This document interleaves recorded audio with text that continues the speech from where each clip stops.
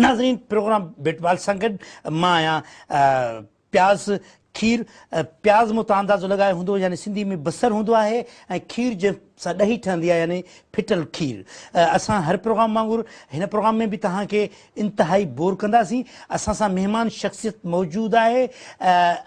सकाफ़त खाते जी सूबाई वज़ीराणी है मैडम पुनू हलीचो साहिबा असां तव्हांखे वेलकम चऊं था मैडम एसएमएस आयो आहे ॿुधो ॾाढो ॾाढो मज़ा आहे एसएमएस आहे चवे थो हिकिड़े माण्हू कुकड़ चोराई कुकड़ सम्झो था कुकड़ चोराई ऐं पोइ जॾहिं उहो घर वियो त न बिजली हुई न पाणी हुयो न गैस न अटो न चांवर कहिड़ा कहिड़ा एसएमएस अच्छा पोइ उहा मुर्गी उनखे खिली करे चए पई त ॾाढी थी माण्हू ॾिसो न कहिड़ा कहिड़ा एसएमएस था कनि मूंखे हा तव्हां छा पई चओ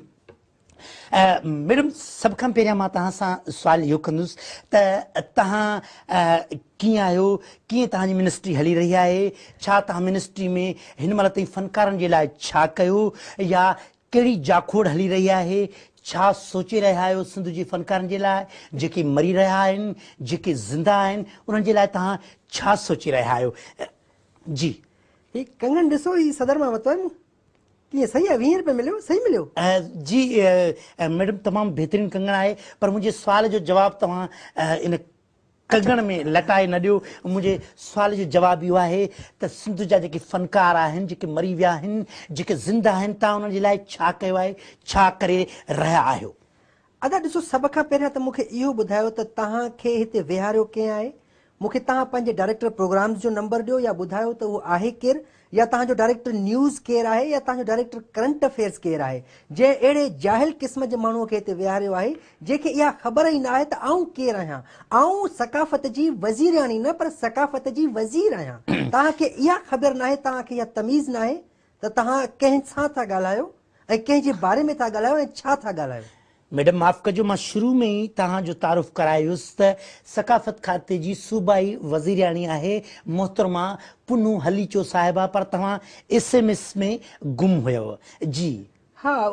एसएमएस बि त ज़ाहिर ईंदा आहिनि जवाबु ॾियणा पवंदा आहिनि उन्हनि खे हा हा त तव्हां सकाफ़त जी जॾहिं ॻाल्हि कई त मां तव्हांखे ॿुधायां त सकाफ़त खातो असांखे कॾहिं मिलियो अॼु खां 3 साल अॻु में ठीकु आहे 3 साल अॻु में फ़नकारनि जी छा हालत हुई ऐं हाणे फ़नकारनि जी छा हालत आहे तव्हां ॾिसो असां फ़नकारनि लाइ छा न कयोसीं ॿुधायो जेकॾहिं फ़नकार खे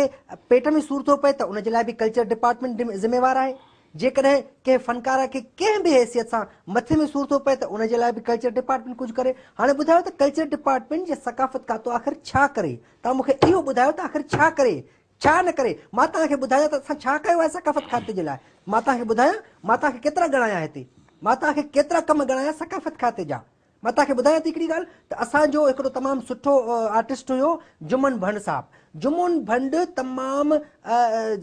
सीनियर आर्टिस्ट हुयो लीजेंड आर्टिस्ट हुयो जंहिंखे वफ़ात